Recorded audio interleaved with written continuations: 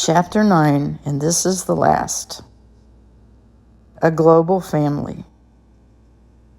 An idea that starts at the top and goes down is authority-driven, coercing many and benefiting a few. An idea that starts at the bottom and goes up is the child of free men and a blessing to all. Okay, maybe it's naive, but I believe the world can work. I really do. I believe if something works for some of us, it can work for many. And if it works for many, it can work for lots. And if it works for lots, it can work for everybody. Is that too simple? I read in an important book once that a little child shall lead them. Maybe you've read that too. I think sometimes we overcomplicate things. We assume everybody has to think like we do for the world to work. Well, that may be a long time, given that we have a few million cultures and religions and personal histories to deal with. So if everybody has to think alike before the world can work, we're up a creek. But what if that's not it? Maybe what has to happen is for each of us to find our dream, the one God gave us, and decide to go for it.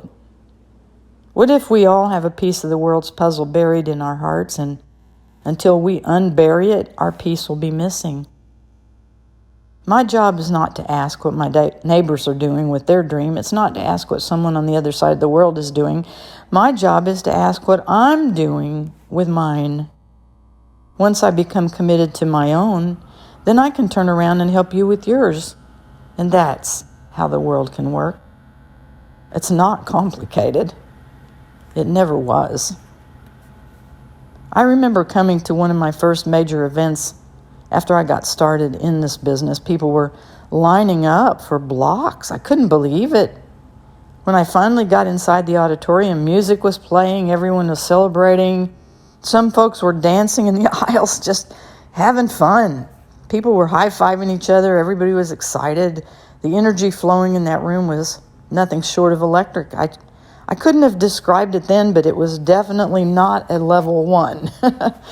I couldn't even get onto the bottom floor. It was too full. By the time I got there, we were going to the balcony. I remember standing at the railing watching everybody dancing down below.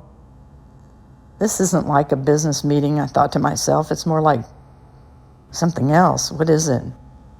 I was flashing back to my sociology class in college. Our professor had talked about the power of grassroots movements, changes in society that came not from authorities or governments, changes that start out at the bottom and grow from there. The grassroots movement starts with everyday people who get a vision and move out of level 1. That's what I felt there, in that place. Suddenly I understood what I was viewing.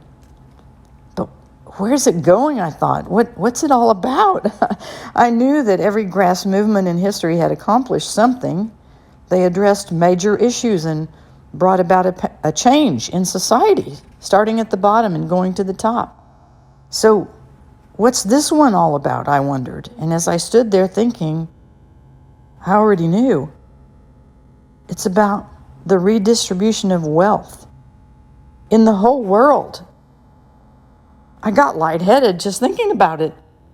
Every war ever fought was ultimately about that. I remembered that from history. From World War II to the storming of the Bastille in France to the Russian Revolution, it was always the same story. The distribution of wealth inequitably has been the catalyst for violence for centuries. But here was a grassroots movement that had the possibility of reversing that. Profitable communities recycling the wealth of their own buying power among themselves.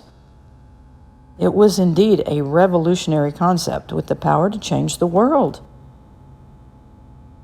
So, who would wind up with the wealth in this new paradigm? As I stood looking down there from the balcony, I knew that too. It would be the ones who dared to keep believing in the dream, to step out and risk sharing it with others and giving them hope. The ones who wouldn't give up when the going got rough. The ones who stayed the course through all the ups and downs of the roller coaster. The ones who kept themselves motivated and inspired. This wealth would be distributed fairly, not based on violence or power. It would go to those whose characters were forged in the fire of tenacity and vision and true compassion and unyielding faith. At last, the ones who deserve the wealth would be the ones who had it. I remember feeling moved as I heard the music blare and watched the people dance.